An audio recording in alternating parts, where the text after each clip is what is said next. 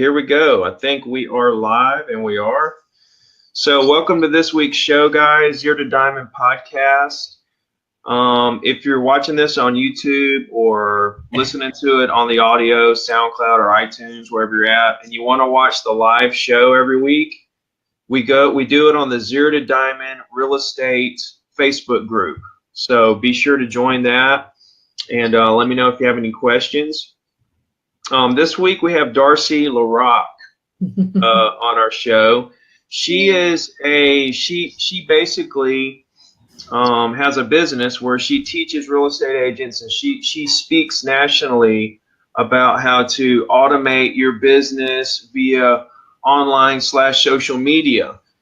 So she works with real estate agents as well as other walks of life of the business, such as mortgage people and others. So I thought it'd be real interesting to bring someone like this on the show who is not an agent, but teaches agents. Her husband is an agent, so it's a very interesting dynamic.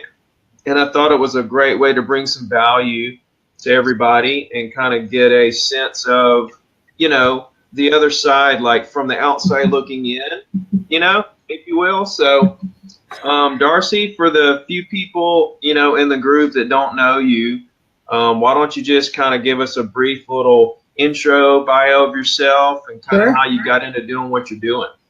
Yeah, it is interesting because even though I guess I'm not inside the business, I feel like I am.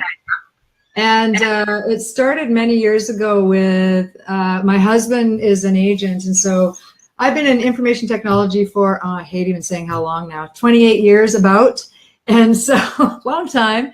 And I was the only woman when I was doing that back in the day. And I ran email systems and how email flows. And, it's quite complicated, but simplifying it and how it works with wireless devices eventually. And how that setup works. And it's so important with agents. So I've come to find out. But I helped my husband automate his system, create a foundation email, and have everything work properly with his CRM. So that was a long time ago, and I was wanted to get him all organized and automated in the way he worked. And then other agents kept saying, well, how are you doing what you're doing? And eventually it ended up me helping many. I've now helped hundreds of agents, hundreds privately, thousands on my tours of speaking engagements at real estate conferences. So that's kind of how I came to be. And I just see that every single agent, no matter where they live, they have the same issues with systems and automation. Mm-hmm. Yeah. So I've built a business on that now. What are the issues? So what it usually comes down to, so I always get, because I also recommend CRM, so client relationship management software for agents. Mm-hmm. And it always comes around because I'll talk about these same kind of 7 things. One is the most important thing is to set up your foundation. So it's really based upon your email address. So, hey, Felicity, hi. It's based upon your foundation. So what I see happen all the time is that agents, especially who've been around for a while, they'll have set up a @Yahoo account or @AOL account or even an @Gmail account. And it's what we would call a personal email, right? Yeah. But I don't know, one agent really, there'd be 99% of the agents out there own some sort of domain, right? And what I find is that they should be using their name at theirdomain.com and they're using a personal email. So there's so many problems with that. Now, especially AOL and Yahoo, Gmail personal. I mean, if you have to have a personal email, I guess Gmail is okay, but it doesn't look very professional, right? But the other ones means that if you update your phone, you update a contact on your phone, it may not update MacMail or Outlook or whatever browser webmail you're using, and then calendars aren't working, and you update here and you don't know why it's not there, and all devices aren't talking to each other. And in really simplistic terms, it's because your email is not set up properly. And so people need to switch, and I'm a huge fan of Google's G Suite platform. Absolutely huge fan. G Suite. Yeah, G Suite is, and on my website, Darci Talks, it's Darci with an I, darcitalks.com. Under resources, all the things that I recommend there are software that is phenomenal, and always they have to kind of go through my Darci test if I'm going to recommend a product or a service.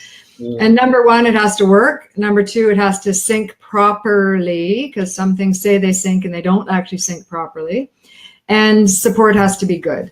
And so Google's G Suite platform support is phenomenal. The price is super reasonable. And once you set that up, it syncs with many other systems. So like your CRM system, whether you're use different ones in the US too, but as long as they sync with, you can ask them, do you sync with Google's G Suite? And 95% of the times they do, which means that you update your contact on your CRM and it updates everywhere else, and vice versa. You update your phone or your tablet or Outlook or Mac Mail, it updates everywhere, and your CRM and third-party applications that you use. So Google's G Suite, in my opinion, changes the way realtors will work, because with that too, with G Suite, you get email, contacts, calendar, many more things, but the other life-changing thing is cloud storage for documents. And that is also life-changing, because cloud storage for documents, which means, you know, everything that's sitting on your computer should be up in the cloud. So, yay, someone's a G Suite user for a long time. Changes your life, right? Yeah. It's amazing, right, Michelle? So with Google's G Suite, for the mere price of $5 or $10 a month, per user, you also get unlimited storage on Google's Google Drive. Now it's called Backup and Sync, but Google Drive. Folder on your computer, everything underneath that syncs, which also means that any device you also authorize to have access syncs as well. So you can get access to everything that sits on your computer anywhere in the world on any device. Wow. I get so excited about this stuff. I still do after all these years, because it will change agents' lives. And back when I started doing this, and I don't know if I really wanted to get into this industry and just focus on agents. My tipping point was that it was a friend of my husband's, and he came up and said, would you really help me? I don't really understand all this stuff. And I know all these things that I was talking about contacts not working and calendar not working and not being able to access your files. And so I said, yes, okay. So we did all his stuff and we got all his contacts up and got him stop using 5 different email accounts and 1 business one. And we set up Google Drive. And when I was finished and I was showing him how it all worked, he started to cry. And I was thinking, oh no, what's going on? He's like, I have been in this business for so long. It still gets me really. I've been in this business for so long. And he said, I didn't know that this was possible for me. And that was the changing point for me, is that if I can help people understand, because technology is sometimes complicated, to make it more simple, like to understand that if you do this, this is why, that you don't have to know all the technical details, right? But this is what you need to do to get your stuff working properly.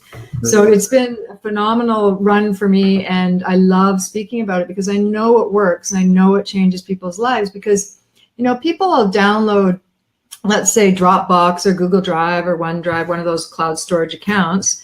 And what I find consistently is I'll say, that's great. So are you using it? Yeah, I'm using it. And then I go look and I'm like, okay, you're not really using it. You've, put a couple files down there and then that's it. But once they understand why they should be using it and how they should be using it, they'll never look back. Yeah. So it's been a great thing for agents, because this was not possible. I would say the ability to act like a real business has only been around for maybe 7 years, right? So it hasn't been around that long. But before, we had to use Yahoo or AOL or some other way of accessing our email, right? So what you're saying is you can like do your email at or whatever it is. No. What are you saying about like centralizing? I'm missing the point. Yeah. So let's say your domain is what? Ricky? Yahoo. No. So your domain, your website. Oh, Ricky Carruth. Okay, so what I'm saying is it would be better to have an email that's ricky@rickycarruth.com. Oh, okay. And the way you do that is you do it through Google's G Suite setup because, and without getting into, you own a domain. So my domain is Darci@darcitalks.com. That's hosted somewhere. But Right. when you want to use the business email like G Suite, all you're doing is you're pointing a couple records that you own this domain. You're pointing a couple records on G Suite, and they'll walk you through it. If you hire me, I help, but they'll walk you through that. You don't have to know all that complicated technology stuff, right? Yeah. They'll walk you through it. Once it's done, now you can use this email that, like mine would be Darci@darcitalks.com. And once it's set up, I add it to my phone, whatever email platform you use. That means that they all talk to each other. Mm-hmm. I know everybody has this problem with everything actually syncing properly. It does, like if you update a contact on your phone, Apple's the worst, my friends. I love Apple. I have just got the new iPhone, but Apple is the worst for solopreneurs and how they turn on iCloud automatically. And unbeknownst to you, you don't understand what's happening because you're saving a contact on here because somebody's called you, you save it. And it's saving it to iCloud. It doesn't save it to what your real email address is. Mm-hmm. And so that's been a problem I consistently can help agents with, is fixing Apple stuff because they do turn on things automatically that in my opinion, shouldn't be turned on automatically. So you're saying that it's better. Tell me why, just for the sake of the show, why it's better to have an email, Ricky@rickycarruth.com. So let's say you're going for a listing presentation and one agent has the email address, Joe Smith, 19. Please do not put your birth year in your email address. Okay? Just saying. Joe Smith, 1973 at yahoo.com or joe@joesmith.com. Yeah. What looks better from a business perspective? Just that alone is worth doing it. But also, if we're talking Yahoo and any other platform, I'm going to say almost any other email service except for Gmail personal, almost any other service, they're using something that we call IMAP or POP, and that does not talk to each other across platforms. Right. The only way to do that is to use what we would call like an exchange server, if you understand that part. But Google runs that in the background for you. So it's like you're in a big corporation, but you're just using Google's service. So you can have your own domain. Like I could have Darci@DarciTalks. I could have my assistant, Ray@DarciTalks.com. I could have another person. We could share files and folders. We could share contacts. Like there's so much more you can do with it. And it's so cheap. It's like $5 or $10 a month at most per user. And you get all this stuff. I'm only talking like a few things, but you get, if anyone's out there actually has ever used Google Docs as opposed to Microsoft Word, unbelievable. It's unbelievable. I don't even use Word anymore ever, because Google Docs is amazing, because what you can do is you can share the document, you can make comments, you can, it looks like Word, like everything looks like Word, but it's all saved in the cloud, and you can have access to it from anywhere, and you can edit documents and share and comment. And if I make a comment that I share with somebody, it emails them that Darci's made a comment on this document. And then they can reply back right in the email, and it updates the document. So all that's included in the G Suite. Yeah, it's all included in G Suite. I don't work for Google, but I absolutely love almost all their products. It's hold on, I can't quite. I gotta get my glasses on to read what Michelle's saying. It's awesome. As a realtor, I help my clients set this. Yes, see, someone who's saying it's awesome. Is there anyone else out there that is using Google's G Suite? Yeah, let us know if you're using G Suite and kind of what your thoughts are. Yeah. And if you other guys have any questions, be sure to let us know. Adam says Google Docs is free. It's free anyway with I'm glad he brought that up. So there's two sides of Google. There's the one where it's a free account. So it's your blah, blah, blah at gmail.com, right? And then there's the business account that you're paying that $5 or $10 a month, depending on the plan you want, which is your name at yourdomain.com. Okay. The free account, you get all the Google Docs, Sheets, slides, you get the other things. You don't get support. So on the business side, you get almost 24/7 support, live, email, chat, and you get Google Drive Unlimited. On the free one, you get the free version of Google Drive. And if you're using the free version of Google Drive and you're not paying for it, I know you're not using it properly. Right? Got it. That makes sense, because if you are, when I look at people's systems, and they say they're a Dropbox user, I'm like, okay, fine, keep using Dropbox if you want, but are you actually using it? So whether it's, like I said, Google Drive, Dropbox, OneDrive, what I find people do is that they don't really understand the power of it until something happens. So if your computer dies, is all your stuff gone? Right? Right.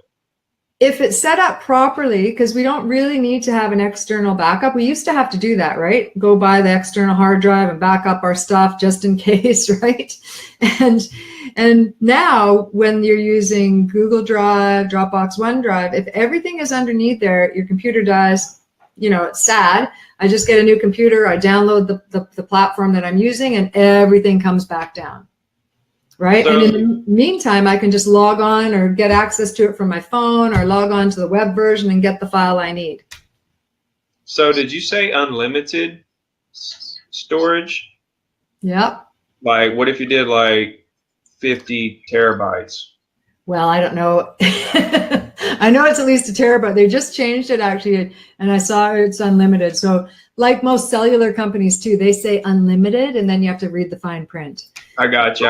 Would not be, I don't know. That's a lot, 50 terabytes. We have it. Me and Blake have like, and Blake, how many do we have? Right now we got, I think, we got like 11. We got like 11 right now worth of video. Because you must be for all the videos. Yeah, all the videos and stuff. Yeah. We're saving them all. I don't know what we're going to do with them, but it's like, we don't want to trash them. So we have like. Well, they must be up on YouTube too. Yeah, well, they're there, but then like all the footage that don't get into the episode. Yes. It's like, what are we going to use that one day? It's just like we're scared to scared to throw it away. So we're buying 8 terabyte hard drives one at a time. Yeah. So you're an anomaly, I think, right? No, yeah, for sure. I mean, TV show, but yeah. But I'd have to check to see if how much storage they would allow, because that's quite a bit. I know it used to be that it was for the $10 plan, it was a terabyte, and for me, and I probably have more PowerPoint presentations than the average like a realtor would have, and I'm at about half that. Yeah. Right. So I would think an average person probably maybe 500. I don't think they'd use it all. I can't. The comments are flipping by so fast, I can't see them. Well, Ryan says each G Suite user can store up to 30 gigabytes of content free. That's correct. And that's where I say, if that's what you're using as your platform, then you're not using it properly, because your hard drive has, with your all your contracts and all your personal stuff and all your business stuff, I can't imagine it would be less than 30 gigs. Oh yeah, no, it's going to be more than 30 gigs so for sure. So the free side, that's the kind of the thing when people say that to me, and they say, oh no, I ask and say, okay, are you paying for it? No, I'm using the free version. Then you're not, all your files are not under Dropbox, Google Drive, OneDrive, iCloud. I think I saw something flip up when someone was talking about iCloud. Do you see that? Was there a question about that? No, you probably were thinking about this one. I don't use Drive. I'm a confused Apple. Yeah, I saw that flip up. So poor confused Apple user, I know. Again, I do like Apple, but here's the thing that I have a problem with Apple, is that Apple is proprietary, right? So the issue is that Apple will if you don't know how to do it, and it took me many years to figure out all this stuff, to be honest with you, is that to extract, let's say Apple is the new BlackBerry, if anyone knows what I mean, right? BlackBerry stuff happened, right? We never saw that coming. And let's just say that suddenly Apple dives and no one wants to use an Apple product anymore, and you're going to switch to whatever the latest thing is.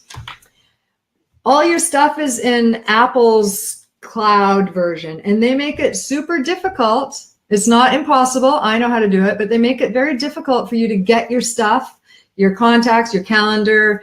iCloud's a little bit easier to get off, but it still is not ideal. And so Google, in my opinion, is a little more agnostic. It doesn't matter what device you use. It doesn't matter what platform you use. It works with anything. Now, of course, they support their own stuff, but it works with anything. And that's really why I've become such a huge fan with them, because I'm always a little surprised. I'm like, oh, that's not going to work here. But everything, it works on every platform. And I think it's a smart business move for them. Right? Yeah, for sure. Yeah. So Ronnie is asking if you're going to come speak at that event I was telling you about for the show. Are you talking to me? Yeah. Well, invite me. No, I'm not. I haven't been invited to speak there. I just actually, that's the one you're going to, right, Ricky? Yeah. Yeah. No, I'd love to. I love speaking. So, if anyone wants to recommend to the conference organizers anywhere, they probably have their, that's like a month away. Usually they have all that organized, but maybe next year. I think they're locked in, but me and you can kind of swap notes. So I can keep our ears open for each other on certain events. Yeah, for sure. It's I really like sharing the stuff that it's taken me 28 or so years to learn about all this technology. And the thing is, like, realtors are good at real estate, right? And to keep up with all this technology, and I would say that I would say 25% of my time, which is a good chunk, is actually keeping up on the latest software updates, the latest thing that Google's doing, the latest CRMs, the changes in CRM software, and the thing that agents, like, I don't know if anyone's out there, what CRM are they using? Are they using Reliant CRM? Are they using Realty Juggler or Exact Contact? Like, there's a bunch of CRMs out there, and you have to have that proper G Suite email or personal email. Again, I never recommend it, but it would work. The proper business email, and it then syncs both ways, and it will change your life. You don't have to update multiple databases every time you need to update something. You don't have to remember to do it here and remember to do it there and remember to do it here. You just have to have it set up properly with your email, right? Yeah. And it is so amazing. Like, it really is amazing. You would think I was an absolute mess if you got your hands into what I got going on. I don't even have a CRM. Well, I do recommend one, and because here's the thing with again, how I'm not an agent, but how I learned about all this stuff. And CRMs are everywhere. It's not just realtors, right? I use my own CRM. I was researching for my husband for a CRM, and that's where I started looking at, well, how can we again, everything I look at, Adam, all paper, you need to call me. Everything I look at is how do we make it easier? And if we do something more than once, it's templated. Every single thing. So back when I was helping Terry, I said, okay, I'm going to sit and I'm going to shadow you and I'm going to make notes. And the point was to actually create a manual for everything he did, so that we were going to hire an assistant the next year. And so we would just hand the manual over, right? So we started doing that, and I kept seeing stuff like, why are you doing that? And he said, well, the brokerage told us to do it that way. And I'm like, no, there's a better way. Like, so let's do this. And then the CRMs that everybody was using at the time, and I'm sorry if anybody's using Top Producer, but I'm not a fan. And so when we started looking, my husband was using Top Producer back in the day, and I started looking at technically. So again, my background, I used to program, I used to build websites, used to do a bunch of stuff, but I haven't kept up on it, but I know enough to know how things should work. And I kept saying, well, this doesn't sync properly. Why are we using this if it doesn't sync properly? You should be able to update here and update there. Reliance, Realty Juggler, RedX, Vortex. You have lots, Adam. That's a lot of different things to do. Realty Juggler, though, I really do like Realty Juggler as a CRM. It's very simplistic, and I don't like the icons, but I really think that's what we ended up using in the end, because I was looking from a technical standpoint. I was looking at all those things I talked about before, but the syncing part, because that's where I see everything falls down for agents, is that don't update multiple databases, right? So top producer doesn't sync properly. They say they do, but they don't. They create a secondary group of contacts, and then you're managing another group of contacts. Every year I talk to them and see if that's changed. Every year it doesn't. And the other ones, there's other issues, but Realty Juggler is the one I really like because it does do what I want things to do technically. So update one place, it updates everywhere. It does not matter where you are, what device you use. And it does the drip campaigns, right? Keeping in touch with people consistently.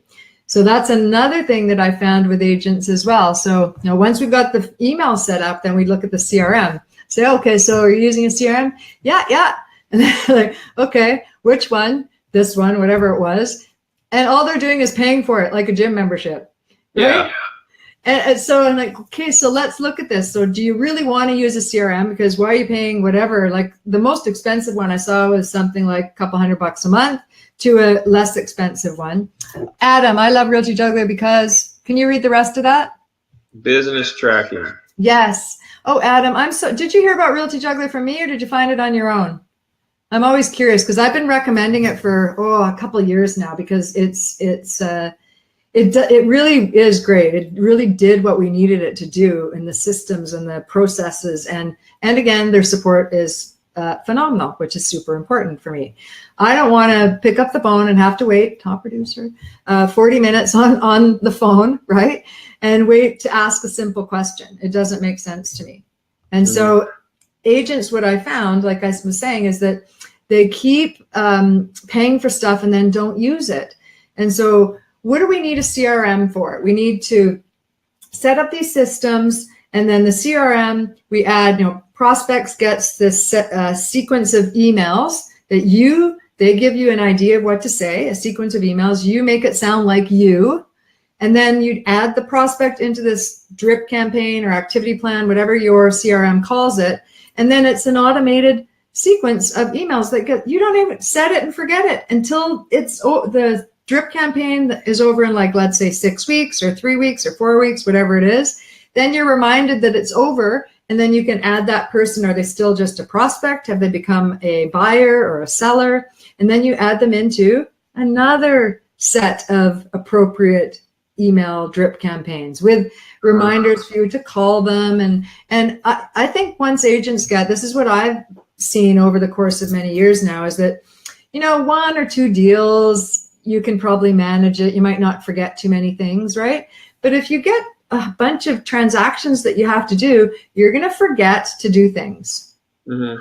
And the CRMs keep you on track, right? And keeps in touch with the clients. And that's the other thing that I've seen. Again, okay, this used to surprise me. Now I'm not even shocked anymore. So another question I'll ask a client is, how long, or how, people have been in the business for 30 years, 20 years. I'll say, so how are you keeping in touch with your past clients? And I get this blank look. Well, I'm not. So you're chasing new clients all the time. Mm-hmm. Isn't it easier to keep in touch with those people, right, that loved you at some point in time when you did the deal, and then you've forgotten about them? And I don't know, there's agents everywhere. So if you've forgotten about them, they found another agent that's actually paying attention to them.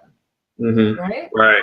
So a CRM can do that too, to consistently keep in touch with you, with your past clients, or even remind you to call these past clients every 3 months or 6 months, however often you want to keep in touch with them. But I know it works because my husband's business is 95% referrals, and it's all because we keep in touch with them, right? Mm-hmm. They remember him because he keeps in touch with them. It's simple as that.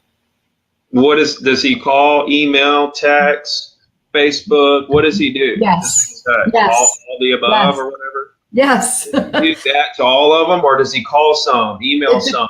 It depends on I think you have to know your client, right? Some people may not be Facebookers.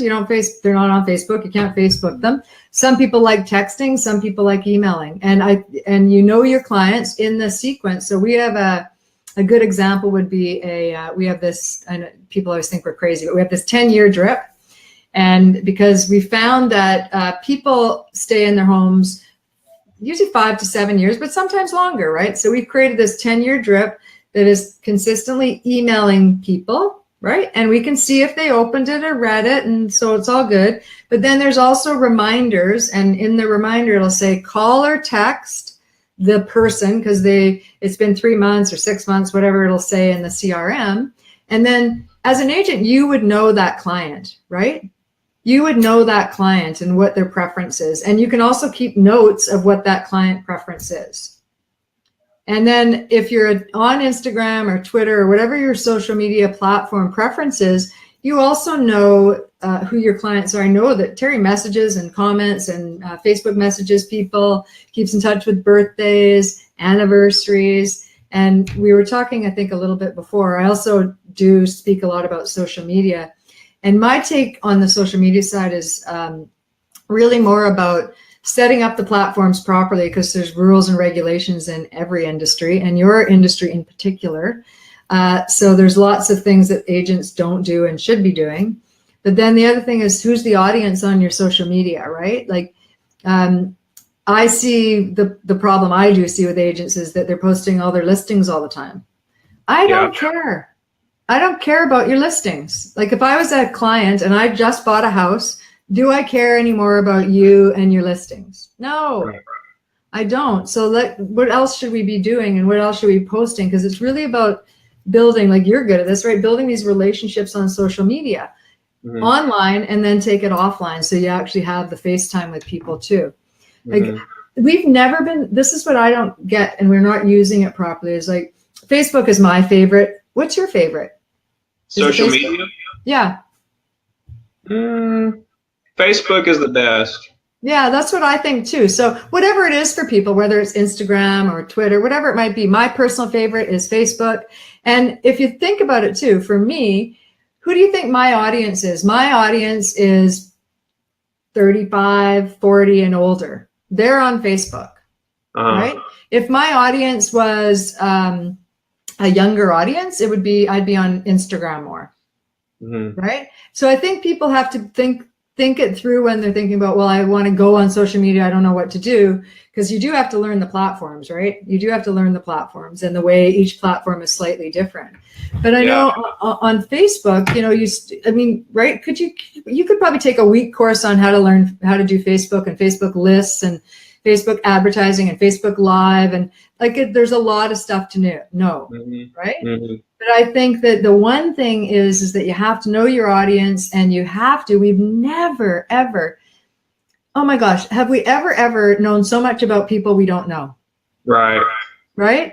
So people as an agent, and I don't think, you don't want to be smarmy about it, but if someone announces on Facebook because they're excited and they're getting married, or they're having a baby, or they got engaged, or they're I don't know, moving out of mom's house or something like that, isn't that the perfect opportunity to pick up a phone call, Facebook message them, do something different? So then you start building a relationship, because their life is changing. And what does that mean? That means that they're going to probably buy or sell.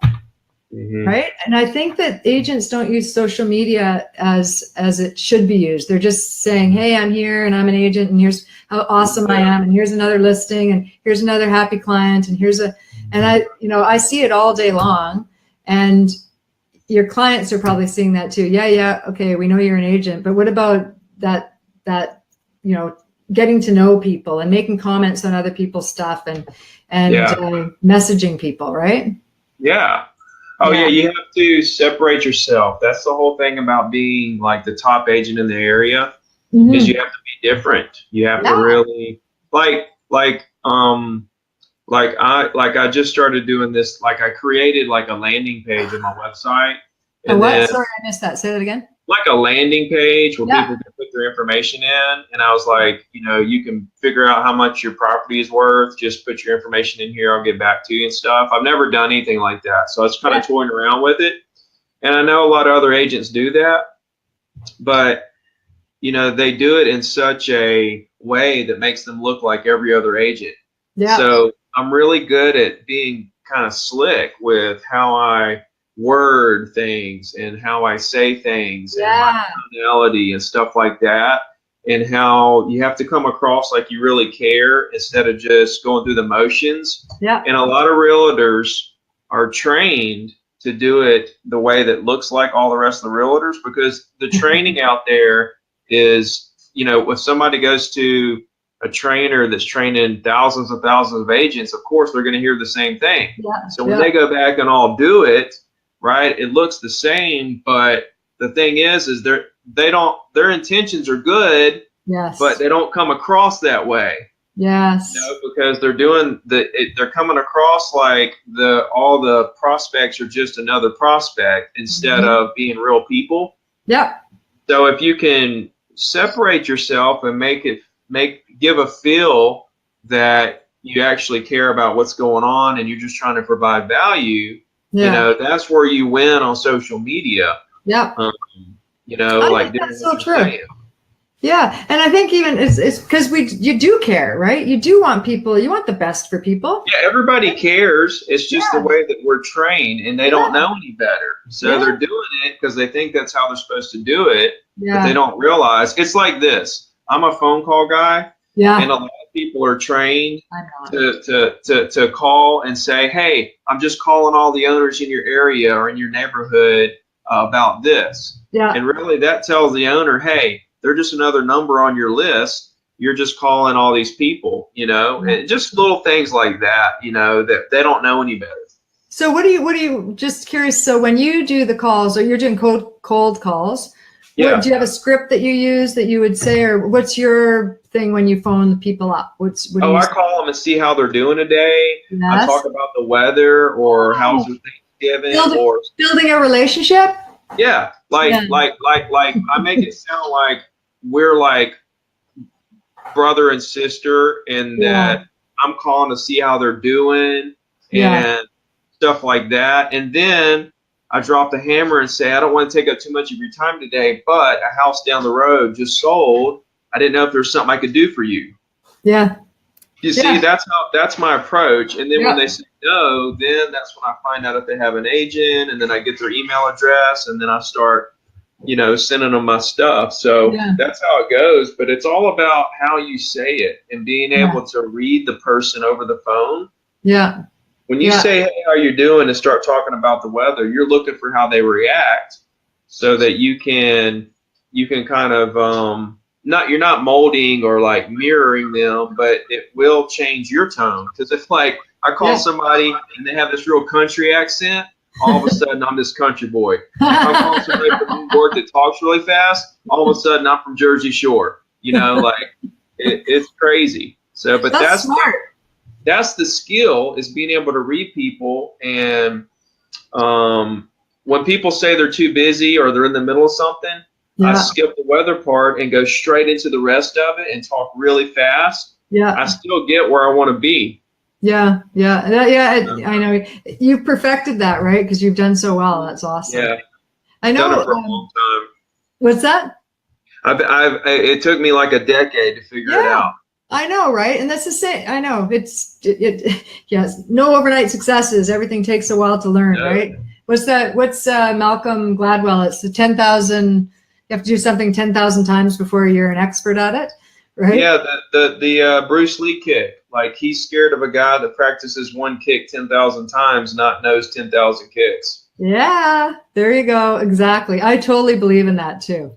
I was thinking about something when you were saying something earlier too. Just a little tip for agents is what I notice. Another thing that a lot of agents do is they'll have on their website, sign up for my newsletter or my market updates or whatever. Yeah. I would like to know how often that works. How many people sign up for that? There has to be a benefit for the person to sign up for something, anyone, right? For anything. And I think you have to play around with the words that resonate as a benefit to me or a potential client, to see what they want. But that sign up for my newsletter, you'll never get anybody. Yeah. Right? They have to know what they're signing up for and what the benefit is to them. And you know, that's one of the things I also see that agents do as well, is they'll do monthly newsletters, right? And they are sending the monthly newsletters. It's market updates or all about real estate. And again, only the people that are buying or selling right now care about that. Yeah. Right. So why?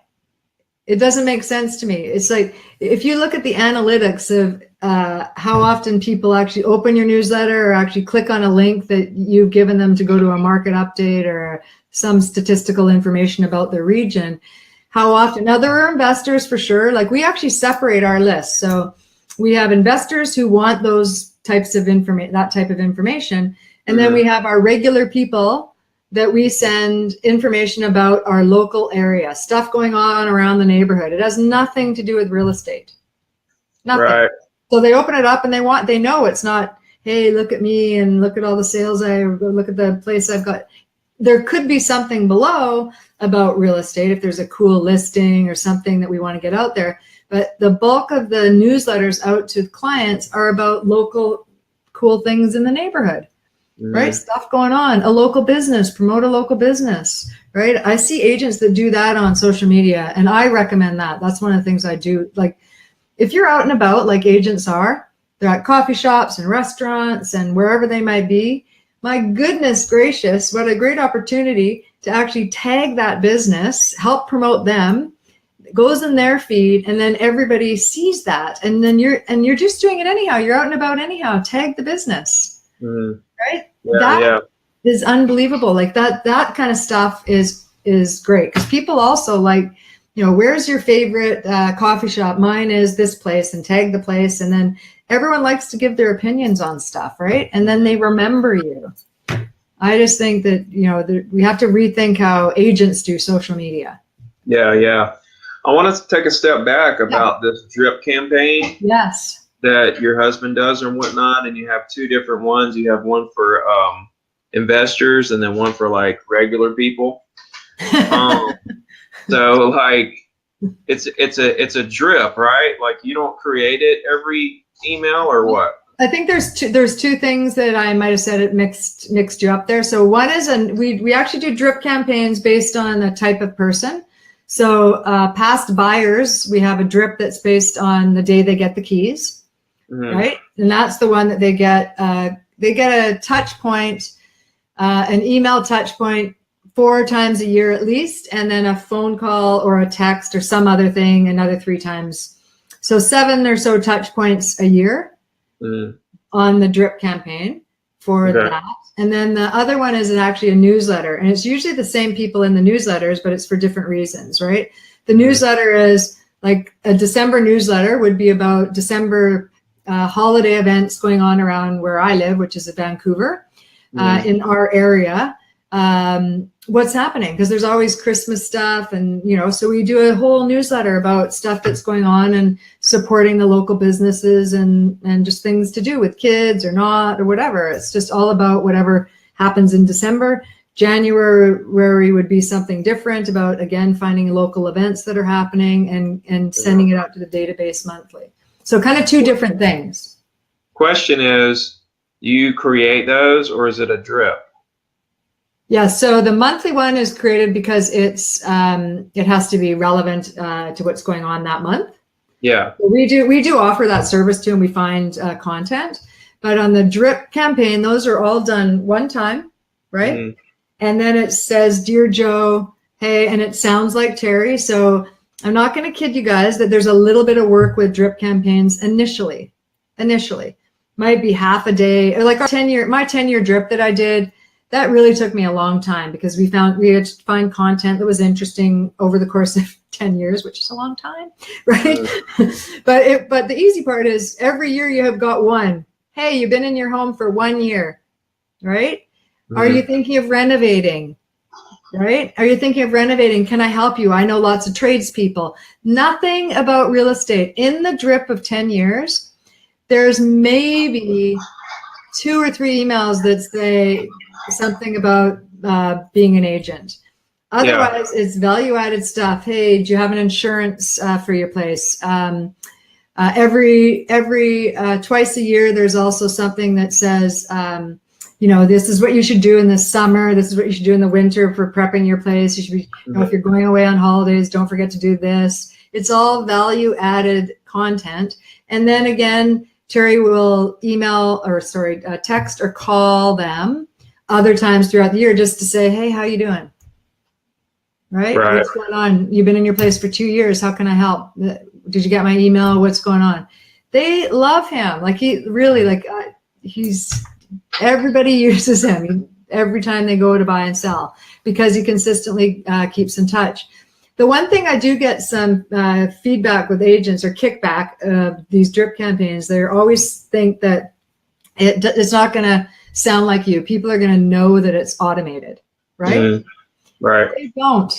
Trust me, they do not know it's automated. And what happens, they think Terry's sitting there and typing these long emails every time, and he's not. It's all systematized. And it was a funny story is we had a really good friend of ours who's bought and sold with him. Her family has bought and sold with Terry. And she quit her job and just was kind of in between jobs trying to figure out what she wanted to do. And then we said, oh, hey, do you want to help us out for a bit?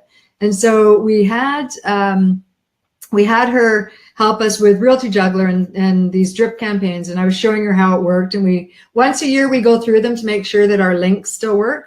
That's it. We do go through them once a year. It's in our CRM to make sure that we go through the drip campaigns once a year. So this was the time of year and we were showing her and she's reading these and she was like, what? Terry doesn't send these to me? He's not typing them? I'm like, oh my gosh, don't tell your family. Right? She figured it out, man. It was like finding out Santa Claus doesn't exist. What's that? It was like finding out Santa Claus is fake. It was. I was like, oh my gosh, it was a very funny moment, but because she was literally her jaw was down on the floor and I was like, oh no, all our systems are automated. So he did create the email and you do have to take the time to make it sound like you for sure, because even though I created it for Terry, we are so different in our personalities. He had to go through, we sat down together and I said, okay, here's the first email. We have to make it sound like you. So how do you want this to be worded? So you get the general context of the email and then you have to make it sound like you would sound because everybody's different, right? I'm so less formal than he's more formal than I am. So we had to make it all a little bit more formal, right? Don't they go to promotion or spam folder? Well, it's coming from two different things there, Adam. So one of the things is, do they go to the promotion or spam folder? So promotions just in Google, that darn promotion tab, I hate it. But no, it doesn't. It doesn't seem to. It seems to go into the inbox. We don't seem to have a problem with that. We can track open rates, or not open rates. Well, we can track open and sent. And the open rate for the newsletter, for our newsletter, is 40%, usually 40 to 50%. But industry average, I can't remember, I think it's 17. If I go back and look, our open rates, but it's not about real estate, right? Our open rates are huge, but it's because it's not about real estate. It's about value added stuff for your clients, right? So Realty Juggler, that's what you're using to set up these emails, and then once you plug somebody in, it just starts from the beginning of the 10 years and then just goes from there. Yeah, and it depends. If it's a prospect, it's a different drip campaign. If it's a buyer, there's different drips. And I love Realty Juggler, but if you already have a CRM, I have never ever looked at any real estate CRM that does not have their own drip campaigns. So again, you would take their drip campaigns and I've never seen one that you can't customize. So you'd take whatever system you use. If you don't use one, please feel free to look at Realty Juggler. I have a link and you get an extra promo on mine. You get an extra couple months. That's darcitalks.com/resources, Darci with an I. And with their drip campaigns, all drip campaigns, you open it up and you go through each one and you adjust it, make it sound like you, and you add the people to it. They're all very similar. They're just different price points in the way different things look. Adam, do you need MailChimp or Constant Contact? Yeah, so that's a great question. So the monthly newsletter that we send and that Realty Juggler syncs with is MailChimp. So what that means is that if you add someone throughout the month to as a label, so let's say we use the label newsletter. So if Terry adds it or the assistant adds it or I add it and you add a person to the certain category, before you send the newsletter out, you just tap this little button and it adds all the new people up to your MailChimp newsletter. So you don't have to manually do it. You know, I'm all about automation. So you don't have to manually add the people. It automatically adds them to MailChimp. And MailChimp is the monthly newsletter that we use. So newsletter services like MailChimp or Constant Contact are better for analytics, to be honest with you, because that's all they do, right? That's different than our CRMs. They generally don't have as good analytics because usually you can track opens and reads, but not as much as you can on something like MailChimp, where you can track how many times someone clicked on a link, what the true open rate is, and all that other stuff. Way better analytics on something like that. So you have to have MailChimp to do Realty Juggler? No, you totally don't. It's an add-on thing. MailChimp is a third-party app, right? So you can set it up within Realty Juggler to automatically add people to the MailChimp newsletter. So we set the drip up in Realty Juggler, but MailChimp sends it. Oh, okay, we got to step back. So the drip is different than a newsletter. A drip is a consistent set of sequential emails that get sent to someone, right? Mm-hmm. And a newsletter is a monthly newsletter. Some people do quarterly newsletters. MailChimp is that. MailChimp is a newsletter. Realty Juggler does the drip sequence, or top producer, or exact contact, or reliance. All those ones are drip sequences. Does that make sense? Hopefully. So you can do your entire drip, and you can customize the emails of the drip just in Realty Juggler. Realty Juggler will send it out for you, the whole 9 yards. You don't have to have a separate email server. But MailChimp will link to Realty Juggler, and you can plug people in, you know, and it'll share emails and both share your contacts. Yeah, exactly. So there's kind of two different systems. And here's the thing, again, when I was talking about that foundational side of things, is that if you're going to start doing this, set up the foundation first, because then when you add your Google's G Suite email to Realty Juggler to set it up, it'll sync your contacts and your calendar, right? So then your contacts are all talking to each other no matter what platform you're using. And calendar too, if you choose to use your calendar in different platforms.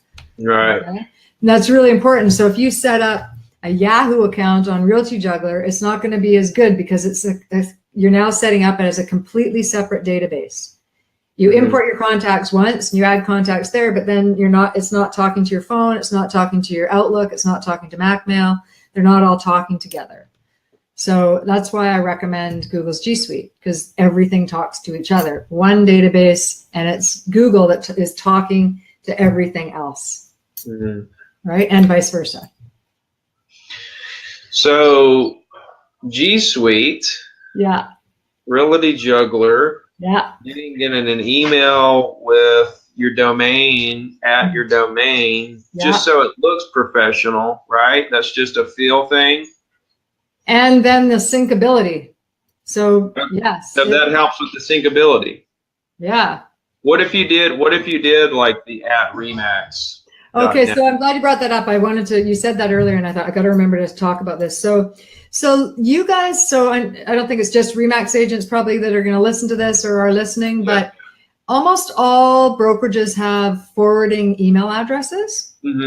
Forwarding email addresses are not real email addresses. All it is it says, take this, like your name @remax.net, and forward anything sent to that to some other email, your actual email. Yeah. Right? Okay, here's the thing about forwarding, and I'm gonna say this and then pretend I didn't say it. You ready? Right. I don't really, I don't really recommend it. So for a couple reasons. If you're going to stay with that same brokerage forever, and you know you're going to stay with that same brokerage forever, then who cares? Yeah. But I know that's not reality.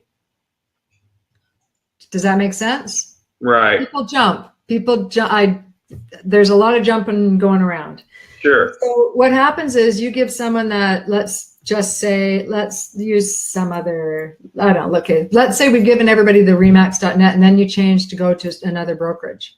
Uh-huh. Do you think Remax is going to let you forward it to your another brokerage? No. Right. Nobody knows where you are now. Mm-hmm. So I always say, like Terry, Terry's domain is terryosti.com. And so his email that he gives out for the most part is terry@terryosti.com, because he'll never leave where he is. I know that. So we don't care. He does use his remax.net. But if he ever did, it's not a concern, because it's still, if someone emails him, it's still going to him and not a forwarding email address. Because as soon as you leave that brokerage, stuff gets cut off, right? Mm-hmm. Does that make sense? Yeah, that makes a lot of sense. Yeah. So I understand why you want to use it, especially for the bigger brands, but I just want people to think it through when they're doing that. If you're going to stay where you are forever, then use the forwarding if you want, and because that's good for branding, right? But it still is managing your email. I'm still saying you can use the forwarder if you want, but I still recommend using a Google G Suite email that it's going to forward to. Buys a domain with their name. Do you recommend an agent buys a domain with their name if it's a long name? Like yours, Adam? Here's what I recommend. I actually do talk about this as well when I'm presenting, is you really have to think about it, because it is so common in your industry that it's your name, right? So I always say, if your name is kind of hard to spell, I would maybe think maybe twice about it. So my name, right? I don't use my name. Even, I'm not an agent, but I still don't say Darci LaRoque. People can't spell Darci. So can you imagine trying to spell LaRoque? My name is a hard name to spell, right? So it's Darci Talks. And whenever I say that, I always say Darci with an I, Darci with an I. I try and get people to remember that that's what it is, right? So I always say, think about it if you want to put your name in it. And then the other side is think long-term. So because this, again, this has happened so many times, and now it's like, okay, well, because we did it too. When we were looking at Terry's, we have terryosti.com. If we were really thinking into the future and about as a business, because most agents don't think of it as a business, could you sell it if it was a phone number or a more generic name, right? And could we make it easier for people to remember if it was a more generic name? I love the idea, to be honest with you, about a phone number. We have an agent here who is very successful, and his website is his phone number. So how great is that? And it's an easy phone number, so people remember it. And think about that when he goes to retire. Can he sell that to another agent, take a cut, give him the phone number? Like, way easier than, it's still doable if it's your own name, but it kind of makes sense maybe to, like your other website would be super easy at some point if you're ever going to retire to sell that, right? Because it's just a generic name, right? So I always think when people are starting now, like, I wouldn't rebrand and stuff if people, whatever, it is what it is. But if you're just starting out or you're just thinking of buying a domain, just things to kind of think about, right? Good stuff. Adam, I hope that helped, Adam. Yeah. It's pretty easy, but you got a couple T's, right? A couple T's in there. I'm trying to think how to, and the other, another tip, if you're going to marketing, it does for actually typing out, it doesn't matter, but for marketing purposes, I always recommend people capitalize the first letter of each of the words in your domain and in your email address. It just pops easier, and people can easily figure out where it stops and starts. Yeah. Cool. Mm-hmm. A lot of good tips, guys. Oh, we've been talking for an hour. Holy cow. Yeah. Barely came up for air. Yeah, I know, right? Well, I'm looking at Adams. That's not bad. Is Michiana, I'm not even sure I'm saying that right. Is Michiana an area? It must be. Yeah, I think that's where he's at. Okay. I don't mind that, because people would know I like how you did that. See how easy that was to see? I could easily, if he would put that all in low caps, I would be trying to figure out what it said. But what he's saying is even that's too long, to like put on an email. I don't know. I don't hate it. I don't hate it, and I'd be honest. I don't think it's bad, because the words make sense. Adam, why don't you see if just adamsales.com is available? Oh, I'm assuming he had that already. Did he buy that domain? What? That other one, the Adam Sells Michiana, whatever that was. Yeah, he had that one. Yeah.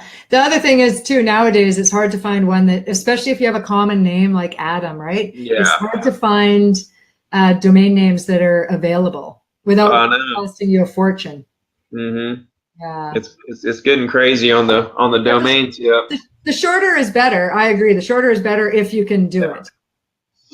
Yeah. I think I'll do, because I have RickyCarruthRealestate.com, but I have RickyCarruth.com. So, I used to have a Ricky at RickyCarruth.com, but I've got a Ricky at ZeroToDiamond.com that I'm using for the coaching stuff. But I think I'll do Ricky at RickyCarruth.com and get G Suite and just start messing around. I'll probably get Realty Juggler and just start messing around with it. Yeah, check it out. Like I said, the only kind of thing with Realty Juggler is that, and I don't know, Adam, I think you were the one that said you're using it. The icons are a little outdated, and it is what it is, but it's very contacts are here, listings are here. It's pretty simplistic. And I have a course too. I have another website that I've just created for agents. It's Darci with an I, training.com. And that's a membership site, but there's some free courses on there. And one is Realty Juggler. Because I found that there's some certain things that you how do you set up your Realty Juggler with G Suite? Because there's certain kind of things you got to understand. What, selling 130 a year, I wouldn't change. Ah, nice. There you go. Adam, dude, I'll tell you the truth, man. The whole part about selling so much property is about adapting. You always have to be going to the next level, dude. You cannot get left behind. I'm always a little bit behind on stuff. Like I just started doing Facebook this year. I'm always kind of behind. You have to keep up because other people are, right? But I'll tell you the bottom line of it though. I could literally throw away Facebook and social media, and I don't have a CRM. I could throw all that stuff away and still sell, 100 properties a year because I'm going to call people and talk to them and do deals. So that's the thing about real estate, and the reason why technology hasn't replaced us yet, because you have to have that personal touch and that one-on-one consultation and advisory. That's why Zillow can't replace. I mean, I just don't think technology. Only thing technology is going to do for real estate agents is make our job easier. Yep. And the ones who embrace the technology and the relationship, route, they're going to win. And I think people who only embrace technology, but they don't embrace the relationship and personal touch part, or people who just don't do technology at all, I think all those people are in trouble. Yeah, my husband came up with this he's like the analogy king, and I love this one because he says, my business, what I do for people, he says, it's like having a car with square wheels, and you'll get there. It's super slow, it's painful, but you'll get there. And then when they do all the automation and getting their system set up in the foundation, as you get them blown up and the tires are round and you get there, right? And it's a much smoother and fun ride rather than this painful way of trying to update your contacts and all that fun stuff. But it just dawned on me because I did this with the Remax people when I was speaking at their there's a couple people on here, but if anybody wants my assistance, I do have a deal I gave them, and it's Canadian funds, so I'm sure most of your people are American, is that if you want my help for an hour and a half, it's $197 Canadian. Just email me. I don't have anything prepped to give you. Just email me and I'll send it to my assistant and he can set you up. And I can look at your systems and give suggestions on how to streamline them. Why don't you, we're fixing to wrap it up, but why don't you, number one, I really appreciate you doing this. I like talking with you. It's great. And your people out there, it's great. I got a lot of good stuff out of it myself, and I'm sure everybody else did. Tell everybody all your different websites, how they can get in touch with you and all that stuff. Yeah, so my main website for kind of private consulting and speaking at conferences is darcitalks.com, Darci with an I, and that kind of has all my links. There's a Facebook closed group as well there. I've got about 600 agents. It's just, if you have questions about technology, you can go there. And then I have, because I want to help everybody, but I'm only one person and I can't privately train every single person, I created a membership site where I teach everything I know I'm putting online. So people can learn at their own pace, and they can ask questions, and more self-motivated people to go there. And that's Darci with an I, training.com. So I just have the two websites, and I'm all over social media. Facebook is my favorite. And I also do some Facebook. I'm starting to do kind of what you're doing, but Facebook Live, I'm going to start doing it Fridays. Next Friday, and then I'm going to start in the new year doing it every Friday, all around tech tips for agents. Are you going to do just you talking, or are you going to have guests? I'm going to do both. Okay. Yeah. So, and you're on my list. Okay, great. You're on my list. In my membership site too, because I'm going to be doing special stuff for my members, and you're definitely on my list already, because I want to talk to successful agents and let, it's all about sharing, right, Ricky? You and I talked about that. And I think, when we started doing this, I had to make sure it was okay with my husband that I share everything we do, because it's really stuff that we've learned over many years, right? And do you want to share? And he's like, I don't care. They're not me. Right? It's all about, because everyone attracts different people. Business is unlimited. Yeah. Like, And there's like agents in my office that are scared to death that I'm teaching everybody in our market, everything. They're going to come after our business. I've been doing it a year, and there's not a single person. I've had people sign up for my coaching around here and then unsign up for it. And I'm like, there you go, guys. I mean, nobody's going to do this stuff. Yeah. even if they did, it's unlimited. Like such a large sea of business. It's just like, how much do you want to work? And if you start resting on your laurels and you start just relying on repeat business and referrals, you're dead in the water. You have to continually go after new stuff while maintaining the old stuff, and you're just going to lose stuff here and there. That's why you got to always be on the hunt. Yeah.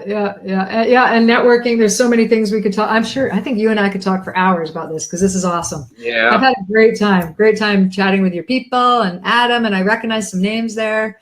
Cool. I'm gonna put all your on YouTube. I'll put all the links to all your websites on the in the description. And your email is Darci at darcitalks.com with Darci with an I. Okay. Darci, that's right. Darci with an I. Cool. I have a GC email. Cool. Well, guys, we're gonna call it a day here. If you need something, reach out to us. Darci's kind of on the same level as I am with giving back to the industry.